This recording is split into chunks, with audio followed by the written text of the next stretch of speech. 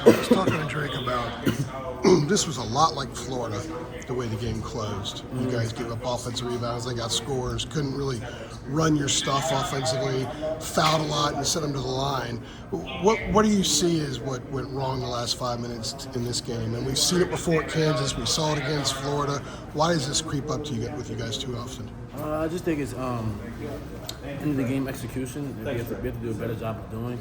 It was a 1 point game, and I think we fouled a 3 point shooter, and then on the foul line we gave up an offensive rebound, which led to a three.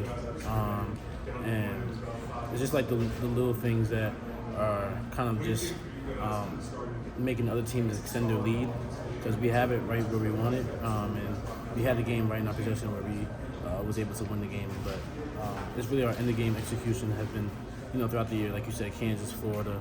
And we just got to kind of stop, putting ourselves in those positions, because it's kind of like we're just shooting ourselves in the foot. You guys did do it against UCLA. Yeah. So where does it start? What do you learn from the close in that game that you can apply moving forward that you didn't have today? It's just going to have to be, I think, just doing a better job of attention to detail throughout the whole game. I think sometimes we could lack concentration on those ends, and just our focus, miscommunications on different screening actions, not having a low guy, mixed box out. So those things that have been killing us all year crept up on us tonight.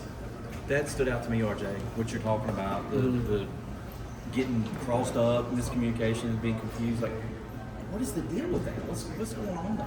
I think it's just, I'm still trying to figure it out as well, because we've shown glimpses of it when we do communicate. It leads to great things. I think it's not consistently. It's not consistent on a consistent basis, and especially when it's crunch time.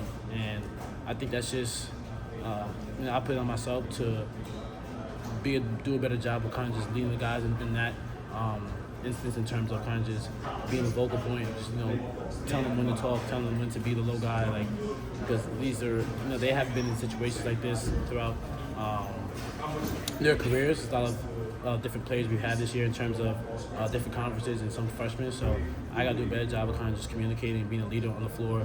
But at the same time, it has to be a collective group in terms of communicating. How different is the game without Seth, and do you expect him back anytime soon? Having Seth away was a huge miss for us. He contributes so much to this team, offensively and defensively, and he's a focal point for this team. So missing him was huge for us, especially to open up ACC conference play. So we definitely miss Seth out there. He does a lot of the little things that we all need. He plays the 1 through the 4, so a lot of his energy and effort plays were needed. But that doesn't excuse us for the way we should have closed out the game today. Do you expect him back soon? Oh, hopefully, yeah, God willing, yeah. So just want to make sure he's healthy and he's ready to go. So whenever that is. I think the majority of your points came about the last 4.5 minutes of the first half. What were they doing to keep you from being effective? Looked like you were highly stressed a lot of the time when you got the ball. I think they just did a good job of kind of just, obviously I was the focal point for their emphasis of their defense. So a lot of the ball screen actions, what they did was either like a hard hedge or like a double team. So what the coaches were telling me was, since they're hard hedging and double teaming, get the ball out of my hands, whether that's the short roll or the guy behind. And even if I did have a switch out on a defender that I knew I could go by, I had all 10 eyeballs on me. So we had guys in the gaps, guys in the midlines, and everyone was kind of just, right there. So it was kind of just hard for me to kind of just find a rhythm, because they just kind of just did a good job of being on, tough on the ball screens. And then when I did have the ball, like in a one-on-one situation, isolation, they were just a big help. How frustrating is that? And second part of the question, how much does it wear on you when you have to fight so hard just to get decent looks? I know it's a little bit frustrating, but I kind of just try to stay within the game.